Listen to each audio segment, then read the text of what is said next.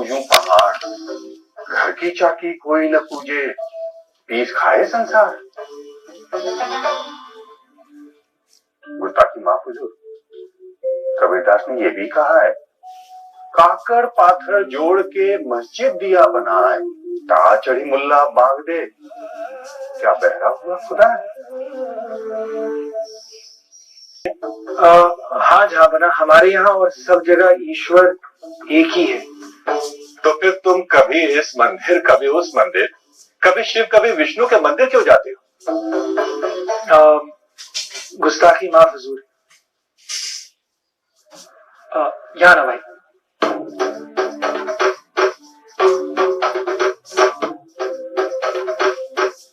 ये संतरी के सर पर क्या है हुजूर?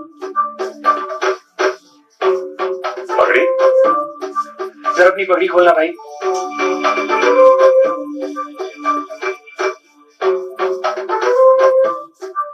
अब इसे अपनी कमर में बांधो।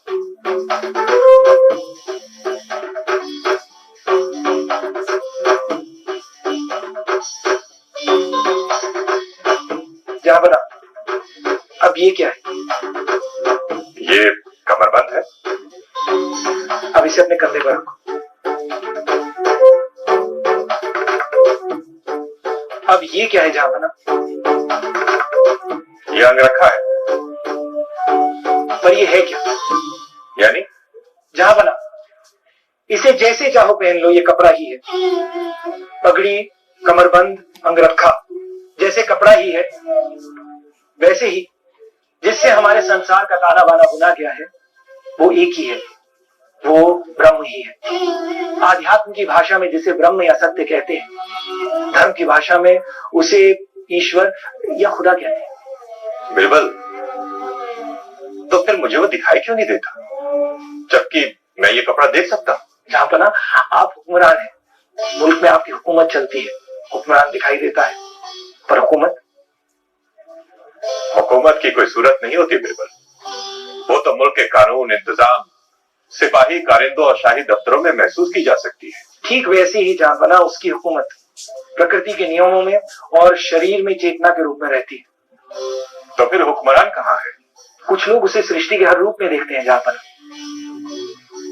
और जो उसे नहीं देख पाते, जो उसे हर वस्तु या व्यक्ति में नहीं देख पाता, उसे ईश्वर के किसी रूप की उपासना करने की सलाह दी जाती है। जहां बना, जैसे सूरज अपने सही समय पर उगता है, हवा बहती है, चिड़िया चहचहाती है, पौधे लहलहाते हैं, किसकी हुकूमत से? मंदिर की वो मूर्त उसी ब्रह्म की सूरत है। बिल्कुल। पर जब ईश्वर एक ही है, तो इतनी सारी सूरतों की क्या जरूरत है? जहां बना, जैसे आपकी एक व्यवस्था है, वैसे उसकी भी एक व्यवस्था है। ईश्वर जब सृष्टि की रचना करता है, तो वो सृष्टिकर्ता ब्रह्मा कहलाता है। सृष्टि संचालक के रूप में वो विष्णु है, और जब वो अपनी सृष्टि का विनाश करता है, तो वो प्रलयकारी शिव कहलाता है। इसका ये मतलब नहीं कि वे तीनों अलग अलग हैं, बल्कि वे तीनों उसी ईश्वर की शक्ति की भिन्न भिन्न अभिव्यक्ति हैं। जहां बना, कुछ लोग उस ईश्वर की स्त्री रूप में उपासना करते हैं, तो वो देवी कहलाती है। कोई उसकी मातृ रूप में उपासना करता है, तो कोई जगत पिता के रूप में, कोई मित्र और सखा के रूप में, तो कोई प्रिय के रूप में, कोई पेड़ के रूप में, तो कोई पशु के रूप में। जाकी रही भावना जैसी, प्रभु मूरत तिन देखी वैसी। जिसे जिस रूप ने आकर्षित किया, उसने उसी रूप में ईश्वर की आराधना की। एकम सत विप्राह बहुधा वदंती। सत्य एक है, विद्वान उसे भिन्न भिन्न नामों से पुकारते हैं। बात तो कुछ कुछ समझ में आ रही है। जहां बना, अगर बुरा ना माने तो आज मंगलवार है, मैं हनुमान जी के मंदिर हुआ। रसिकों, छांदोग्य उपनिषद की घोषणा है कि जब आरंभ में कुछ नहीं था, तो केवल ब्रह्म ही था। सूत्रधार, सूत्रधार, देवता, अभी आपके प्रवेश का समय नहीं हुआ, आप पहले पधार गए। इस समय मैं देवता नहीं, अभिनेता हूँ, और अब आ ही गया हूँ तो पूछ कर जाऊंगा। पूछो। मैं क्या हूँ यह तो समझ में आ गया, पर मैं कहाँ हूँ? मैं मंदिर में हूँ या मंदिर मुझ में है? देवता, आप अपने भवन में पहुंचिए, आगे की कथा में मैं आपको बताता हूँ कि आप कहाँ हैं। इस मंच के ब्रह्म तुम हो, इसलिए तुम्हारी बात मानकर जा रहा हूं। रसिकों, ईश्वर यदि सृष्टि का संचालक है तो सूर्य, चंद्र, अग्नि आदि देवता विभागों के अध्यक्ष हैं। वे इस ब्रह्मांड में व्याप्त व्यवस्था के लिए जिम्मेदार हैं। इन्हें हम अधिष्ठान देवता भी कहते हैं, क्योंकि देखने, सुनने, ग्रहण करने आदि की क्रियाएं इन्हीं से संचालित होती है। जैसे कि दृष्टि का अधिष्ठान देवता सूर्य है, क्योंकि प्रकाश के बिना देख पाना संभव नहीं।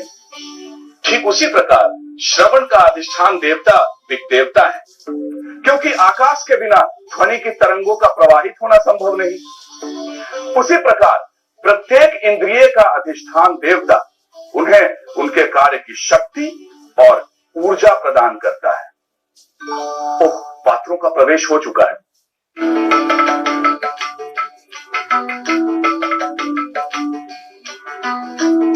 दूध पियो नंदलाला, दूध पियो नंदलाला, काला बछड़ा कपिला गाई, काला बछड़ा कपिला गाई, दूध दुहावत बाबा जाई, दूध पियो नंदलाला, दूध पियो नंदलाला, काला बछड़ा कपिला गाई, काला बछड़ा कपिला गाई, दूध दुहावत लावा जाई, दूध पियो नंदलाला।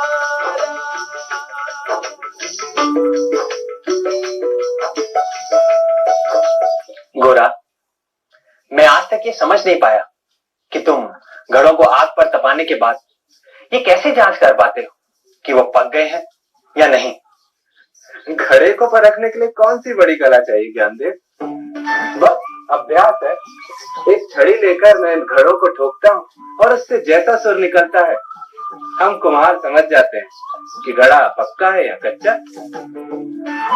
तो हमें ठोक कर बताओ कि हम में से कौन कच्चा है और कौन पक्का। हम भी तो ब्रह्म के ही पात्र हैं।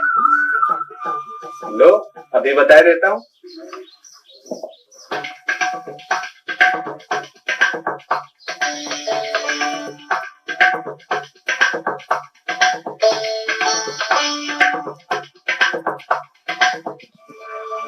गोरा, तू कुम्हार मेरे सिर को छड़ी मारेगा? तूने मुझे मिट्टी का घड़ा समझ रखा है?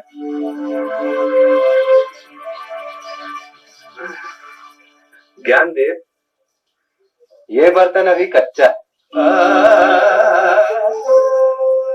और नामदेव, गोरा कुम्हार ज्ञानदेव और दूसरे संतों के बीच से उठकर चल दिए, सीधे पहुंचे पंढरपुर के विठल मंदिर।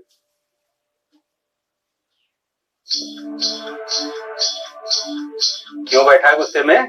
गोरा कुमार ने मेरा अपमान किया, वो भी ज्ञानदेव के कहने पर।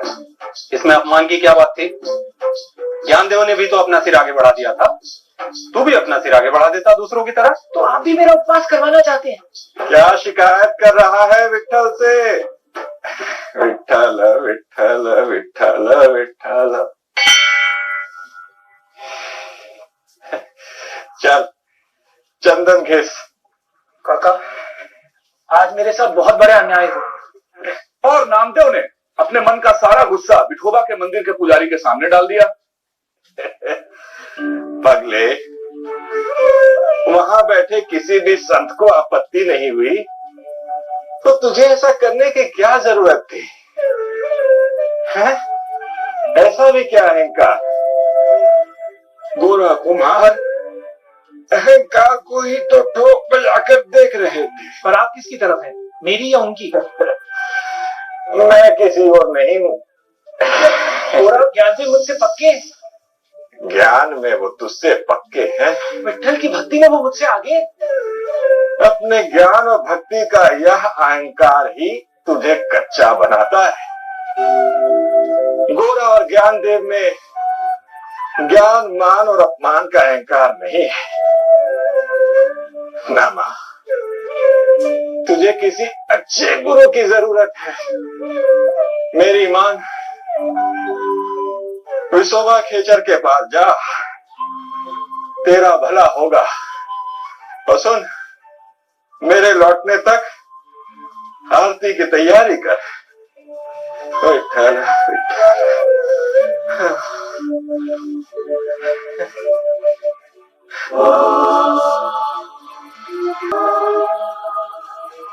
काका, अब आप ही हंसो मुझ पर, ठोको मेरा सिर। नामा, अपने पर हंसना सीख। जब आपकी जगह सही होगी तब आपको भी पता चलेगा कि उपहास क्या होता है। नामा, तू मुझे उनसे अलग क्यों देखता है? जैसा तू मेरे लिए, वैसे वो भी मेरे लिए। पुजारी काका ठीक कहते हैं। जा, तू विसोबा खेचर के पास जा। तो आप ही बता दीजिए ना जो विसोबा खेचर बताएंगे। चिकित्सा तो मैं भी कर सकता हूँ, पर मैंने चिकित्सक बनाए ना। शिक्षा तो मैं भी दे सकता हूँ, पर मैंने शिक्षक बनाए ना। यहाँ हर किसी की अपनी अपनी भूमिका निश्चित है। अरे, इतने गुस्से में कहा जा रहा है तू? विसोबा खेचर के पास। रसिको, और विसोबा खेचर को ढूंढते ढूंढते नामदेव पंढरपुर के पास ही एक गांव अबंधे पहुंचे। विसोबा से मिलने के पहले कुछ देर विश्राम करने के इरादे से नामदेव सीधे गांव के मंदिर में जा धमके। काका, अरे ओ काका। काका, तुम पैर भगवान की ओर रखकर कैसे सो रहे हो? तो क्या हुआ? क्या हुआ? इससे भगवान का अपमान होता है। ऐसा किसने कहा? मैं कहता हूँ। तो फिर मेरे पैर वहां रख दो जहां भगवान ना हो। ठीक है,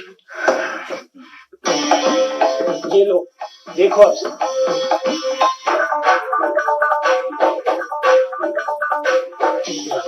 ठीक है, अरे सो जाओ। क्या हुआ? मुझे तो हर जगह भगवान ही दिखाई दे रहे। तो अब मेरे पैर कहाँ रखेगा? मेरे सिर पर।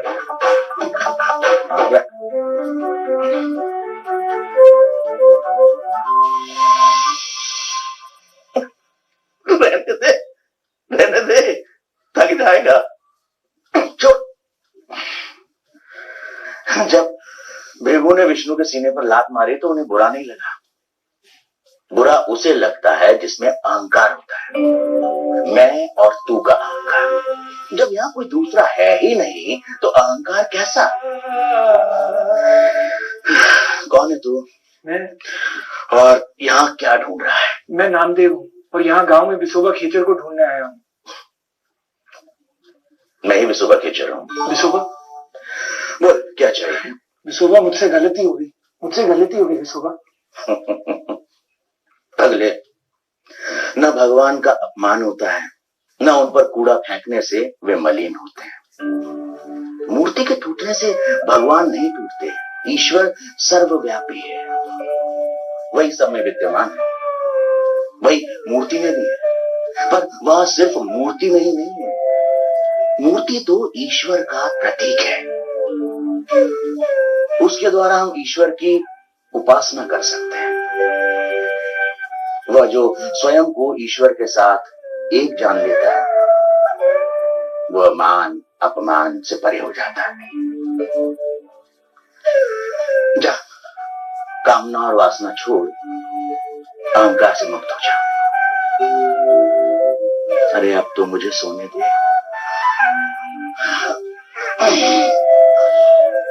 आत्म अनुभूति के उस क्षण ने नामदेव के जीवन की दिशा बदल दी। पेशे से दर्जी नामदेव बाद में भारत और महाराष्ट्र की भक्ति परंपरा का महत्वपूर्ण हिस्सा बने।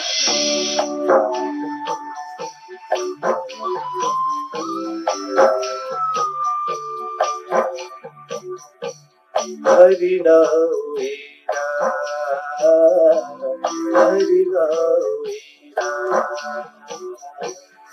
हरि राम हरि राम हरि राम मिटे सब पीरा हरि राम हरि राम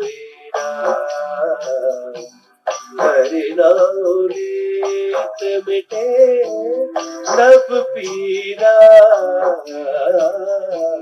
हरि राम हरि राम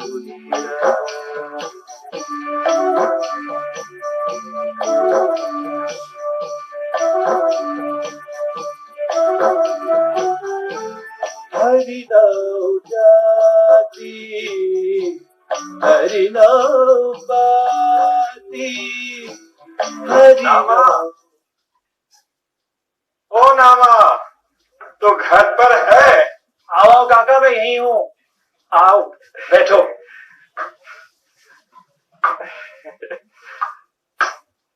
5 दिन हो गए तो मंदिर भी नहीं आया।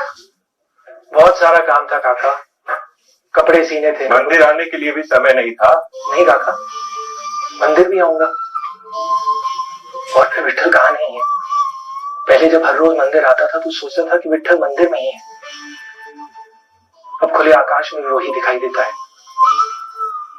पेड़ पौधों और फूलों में भी वही दिखाई देता है। अब मुझे हर रूप, हर जीव, हर जगह विट्ठल ही दिखाई देता है। काका, अब मुझे पूरा संसार उसी का मंदिर दिखाई देता है।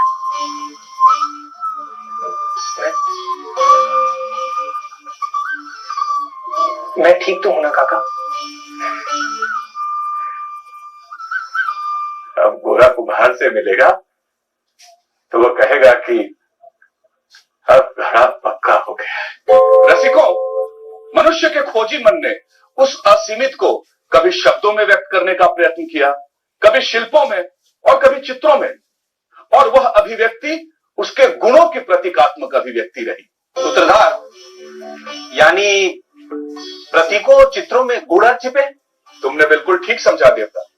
जैसे कि शेषनाग की शैया पर लेटे विष्णु का क्या अर्थ है? तुम्हें बताओ। संस्कृत भाषा में शेष का एक अर्थ सांप भी होता है। जो सब कुछ समाप्त हो जाने के बाद भी रहे वह भी शेष, जिसे हम दूसरे अर्थ में समय भी कह सकते हैं, वह सब कुछ समाप्त होने के बाद भी शेष रहता है। यानी समय की शैया पर विष्णु विराजमान है। इसका अर्थ यह हुआ कि सब कुछ समाप्त होने के बाद भी जो शेष रह जाए उसमें विष्णु अवस्थित है। इसलिए प्रतीकों, चिन्हों और चमत्कारिक कथाओं का आशय समझो, न कि उनके स्थूल रूप को ही सत्य मान बैठो। और उन प्रतीकों को समझने के लिए आवश्यक है कि पहले वेदांत को समझो। यदश्चोदेति सूर्यः अस्तं यत्र च गच्छति तं देवाः सर्वे अर्पिताः तदुनातेति कश्चन एतद्वैतत्। कठोपनिषद घोषित करता है कि जिससे सूर्य उदय होता है और जिसमें सूर्य अस्त होता है, उस ब्रह्म में ही सभी देवताओं का निर्धारण है। कोई उससे परे नहीं जा सकता। यह निसंदेह वही है। क्या है ओम, जिसका सदा भारतीय जीवन और दर्शन में महत्व? देखिए अगले प्रकरण में ओम का रहस्य। यस्य प्रसादेन